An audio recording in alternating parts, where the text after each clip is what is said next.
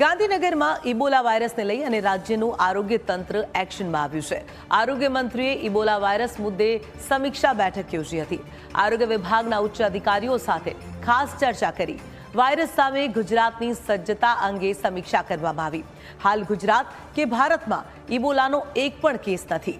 તકેદારીના ભાગરૂપે આગોતરા આયોજન પર ભાર મૂકવામાં આવ્યો।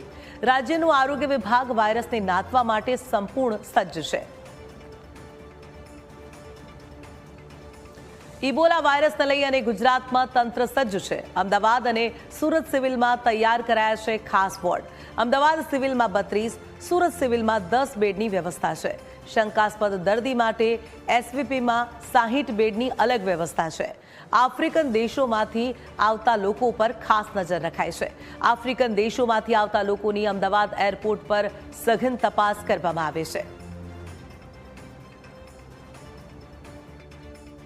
કોઈ ગભરાવાની વાત નથી। અહીંયા રહેતા હોય એમના માટેની કોઈ ગભરાવાની વાત નથી। માત્ર દક્ષિણ આફ્રિકા, સાઉથ આફ્રિકાથી આવતા પેસેન્જર કે ત્યાં રહેતા લોકોને આ ઇબોલા વાયરસ છે જેનો પ્રવેશ અન્ય દેશોમાં ન થાય એ હેતુ છે આ ચુસ્તપણે ગાઈડલાઈનનું પાલન કરી રહ્યા છીએ। આફ્રિકામાં ફેલાયેલા ઇબોલા વાયરસને લઈને હવે આજે ભારતનું આરોગ્ય તંત્ર છે તે પણ એક્શનમાં આવ્યું છે। ત્યારે ગુજરાત સરકાર દ્વારા પણ આજે કહી શકાય કે મોટા મોટા શહેરોની સિવિલ હોસ્પિટલમાં ઇબોલા વાયરસને લઈને ખાસ એક જે વોર્ડ છે અલગથી તૈયાર કરવામાં આવ્યો છે।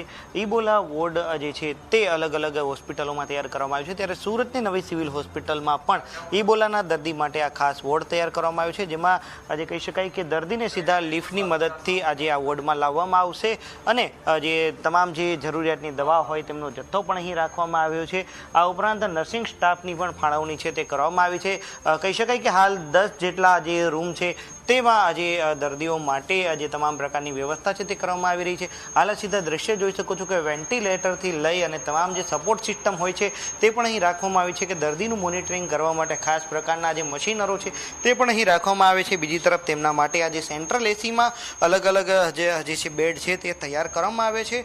વેન્ટિલેટરની જો દર્દીને જરૂર પડે તો વેન્ટિલેટર સપોર્ટ સિસ્ટમ પણ રાખવામાં આવી છે। બીજો રૂમ પણ બતાવવાનો પ્રયાસ કરીશ કે જે પ્રકારે આજે રૂમમાં સુવિધા હતી બેડ વેન્ટિલેટરની તે જ પ્રકારની સુવિધા આજે બીજા રૂમમાં પણ આજે જે જોવા મળી રહી છે।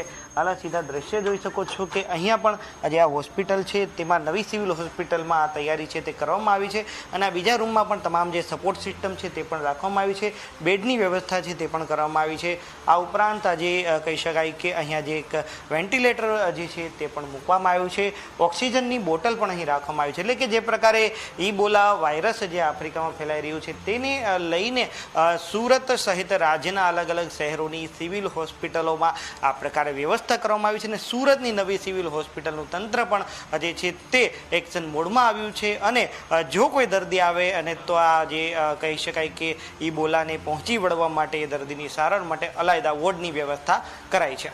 કેમેરા પર્સન કેસી વઘાસિયા સાથે મિત્રો પાવરા ન્યૂઝ કેપિટલ સુરત।